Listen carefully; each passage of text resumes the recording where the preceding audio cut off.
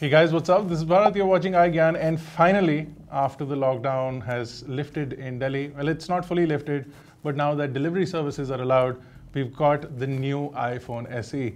Now, I've been wanting to test this out and form an opinion of my own on whether this is going to be a good smartphone for a price of 42,900 rupees.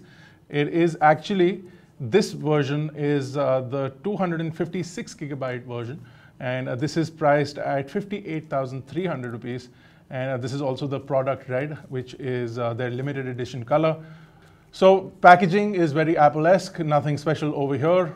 You can see basic specifications on the back. And because this is the product red, the iPhone branding and the Apple branding on the box is also in a sort of chrome red or a glossy red, which is interesting. I'm going to quickly unpackage this and take the phone out and see what that looks like.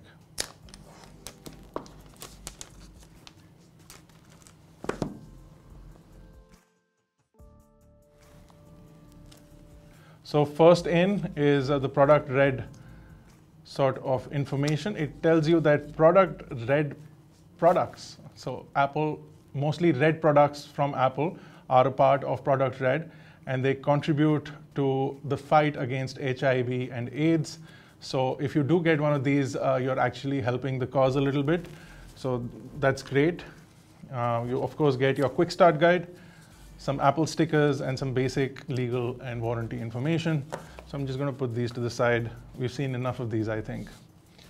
Now, this is the phone itself. You can see that it's got a very compact form factor. In fact, if I place my iPhone 11 Pro Max next to it, this thing is tiny, or the 11 Pro Max is massive. However you'd like to look at it, you can see that these things are worlds apart. Now, a lot of people have been saying that this is an old design, and because of the Touch ID in the front, it does appear to be an old design. But we'll talk about that a little later. Let's first take a look at everything that's inside the box. So I removed the packaging. We've got black on the display over here this time around, and of course the product red with a glass back this time. We've seen it with metal back in the past, as well as glass back on the iPhone XR as well. We've got a wall charger. Now, this is a 5-watt wall charger. I wish they would have included at least a 10-watt or an 18-watt, but that doesn't happen. You also get the standard earpods. These aren't 3.5, of course, because they're lightning connectors, because the iPhone SE doesn't have a headphone jack. And then, of course, you get a standard USB to lightning cable inside the box that will allow you to charge your phone or sync it up with your computer if you so choose to do that. So while the device is booting up, let's quickly go over some of the specifications. Now, we do have a front-facing camera on the top over here. As you can see, you have a considerable amount of forehead and chin. You don't get an edge-to-edge display. You get a 7-megapixel f2.2 camera on the front with the earpiece over here. You do have your usual sensors. Of course, the 4.7-inch display and Touch ID along with a massive chin at the bottom. So the only real giveaway is that for 2020, this phone has considerable amount of bezels, but the sheer form factor of this product for an Apple device, and if you're looking for iOS with a compact form factor, this has to be the best form factor according to me. I really like the convenience of this tiny size, and already I seem to like how it feels in the hand, but of course I'm not too fond of the chin and the forehead, and that's purely because I've been using a phone that almost goes edge to edge if you ignore the notch. Now, if you have an existing iPhone, you can easily set this up, but I would want to do it in a normal way. So if you don't have an iPhone before the iPhone SE, you can set it up according to your new settings, and then you can set up an iCloud account and all of those things as well. Now, on the bottom here are your microphone and speaker.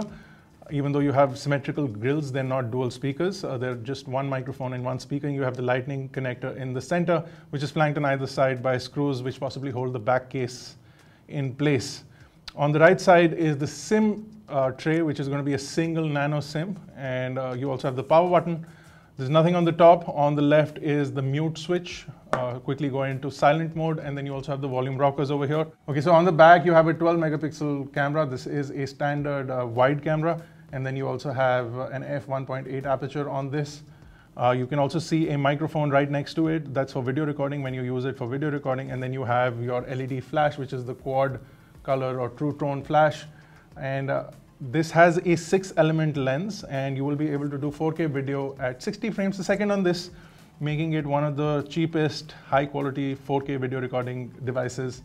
And if you're planning on capturing 4K video, you would want to get the 256GB variant. You can also do a 1080p video at 240 frames per second for slow-mo, which is absolutely fantastic. So if you're somebody who's into slow-mo and don't want to spend a lot of money on getting a device, this one will definitely fit your bill for that. Okay, so it feels kind of alien to do this on an iOS device after so long, but you can quickly set up your Touch ID. It's actually much faster than what I remember it to be.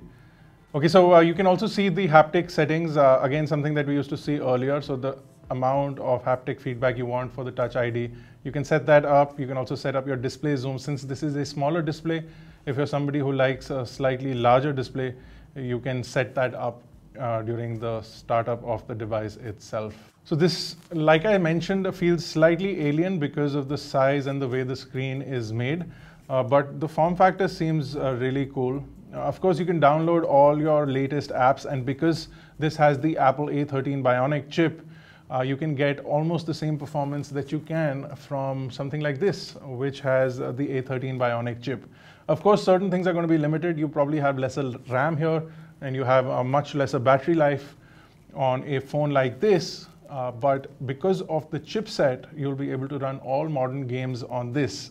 Granted, gaming may not be the best with this size of a screen, but if you wanted to, this is a really powerful device.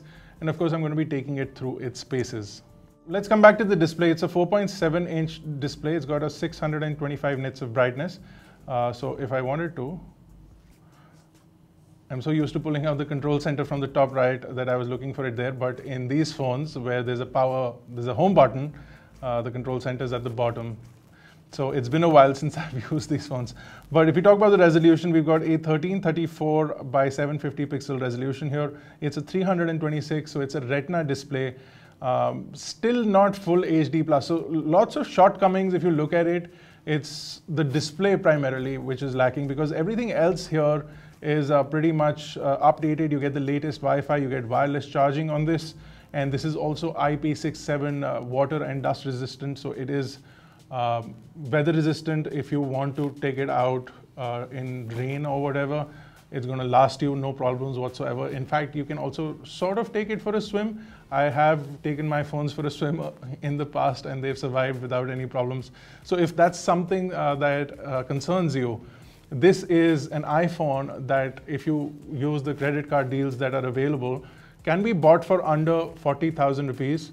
That offers the A13 Bionic chip, that offers 4K video recording and one of the latest cameras, that offers wireless charging, water resistance, and offers the latest iOS along with its performance.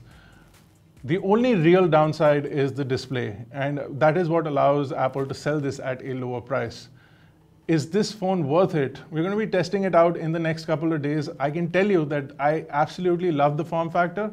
I have not been a fan of big-sized phones for the longest time. If Apple actually made a device like this with a full display going from edge to edge and a notch like they do in the iPhone 11 Pro and 11 Pro Max, I would get it. I would get that as my primary device. If it had all the same specs as their flagship devices, I would definitely pick up one of those phones. But I'll be testing this out in depth, and I'm going to be coming back with a full review. Also, one more thing that I forgot to mention is that this also has the dual SIM capability, where you can pop in a nano SIM on the side, and then you can also have an eSIM that is set up with your device, much like their flagship devices as well. So you get the dual SIM capability, which you didn't get on the previous generation of the iPhone SE. You get that on this phone as well. So this becomes a really budget-friendly, in comparison to the other iPhones, this becomes a really budget-friendly alternative to buying an expensive iPhone. Now, is it going to compare to some of the other phones that are available on the Android side of things? So you've got, in this price bracket, lots of OnePlus devices. You've also got lots of Samsung devices, but we'll test that in a later video. Like I mentioned, we'll come back with a full review. And this is going to be it for this video. If you liked it, don't forget to smash the like button. If you have any particular questions about the iPhone SE 2020, drop them in the comment section below, and we'll try and get those done in the full video. This has been Bharat Nagpal. Thank you guys for watching, and I will see you in the next one.